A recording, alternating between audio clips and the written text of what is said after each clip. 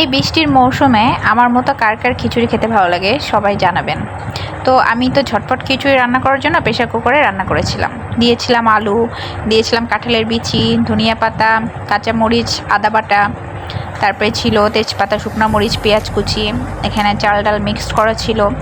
তারপরে সবগুলো উপকরণ একসাথে মিক্সচার করে নিয়েছি।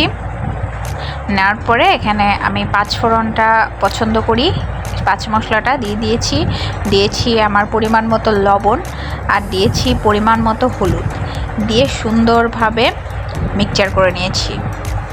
মিক্সচার করার পরে ঠিক এমনটা দেখা যাচ্ছে, হাত দিয়ে সুন্দরভাবে মেখে নিয়েছি। এখন প্রেসার কুকারে এগুলোকে ঢেলে ফেলবো। এই যে প্রেসার কুকার আমার ঢালাও হয়ে গেল। এখন এর মধ্যে দিয়ে দিব তেল। আমি সয়াবিন তেল দিয়েছি, আবার সরিষার তেলও কিছুটা দিয়েছি, আর দিয়েছি স্বাদ মতো চিনি। তারপরে পরিমাণ মতো জল দিয়ে প্রেসার কুকারের ঢাকনাটা আটকিয়ে আমি চুলায় বসিয়ে দিয়েছি। তারপরে আমার 5টা সিটি দিয়েছে, রান্না শেষ। এই যে এখন এমনটা দেখা যাচ্ছে, সবার জন্য প্লেটে বেড়ে নিয়েছি খাওয়ার জন্য গরম গরম খিচুড়ি। আমার শ্বশুর এখন রিভিউ দিবে, আপনারাই দেখুন। কেমন হয়েছে বাবা? সেই স্বাদ, খুব স্বাদ, খুব টেস্ট। মেয়ের হাতে রান্না খুব টেস্ট, মন পরিষ্কার করে রাঁধেছে,